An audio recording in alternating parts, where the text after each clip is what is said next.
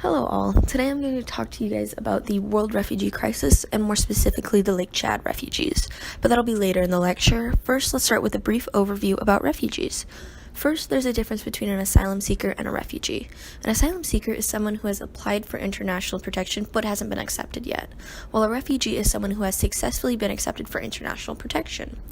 Today in the world, there's approximately 65.3 million people who have been forcibly displaced from their home countries, and out of these 65.3 million, only about 21.3 million are actually refugees.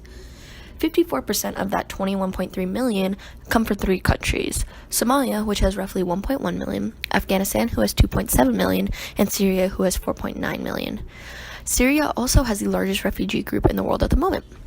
Additionally, from the Palestine region, there's actually about 5.3 million refugees. With the number of fleeing refugees, you may wonder actually where these refugees are going.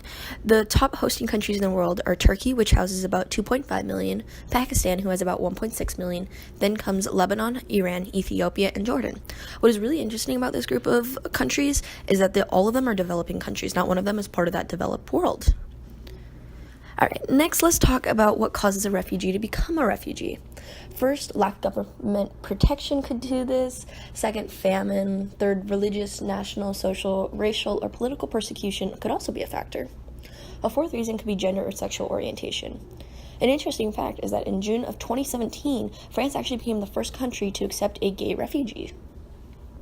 Another factor, and the last factor I have, is war.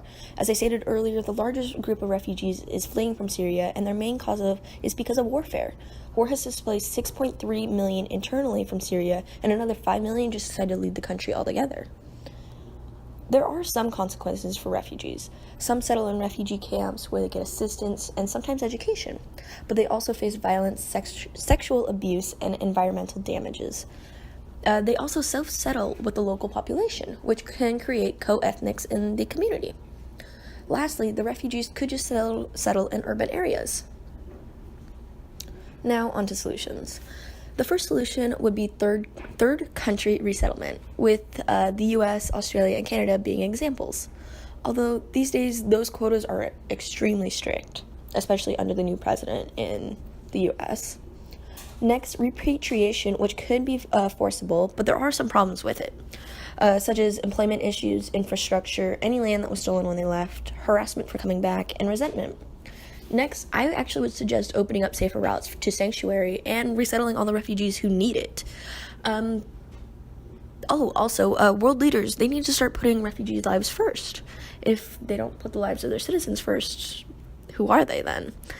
The final solution that I would suggest is local integration, which is less common in the developing world, but is actually very common in the developed world.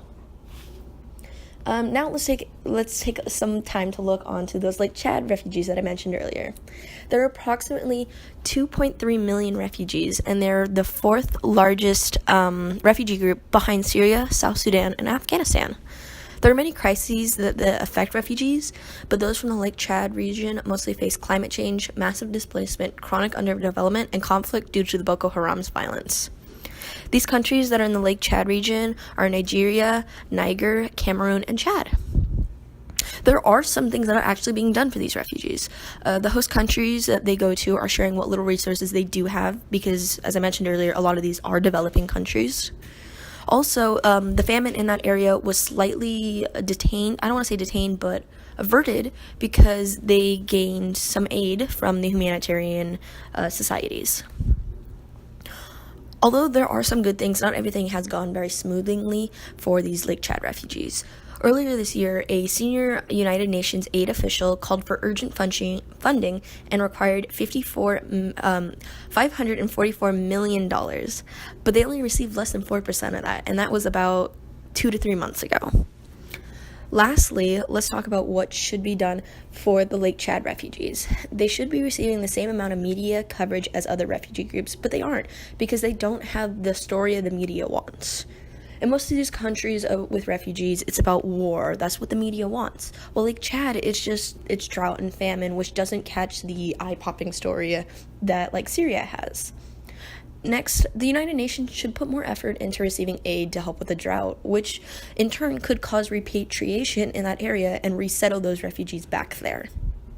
Finally, I think the United Nations should get involved with the conflict that the Boko Haram is causing for these 4 countries in the area.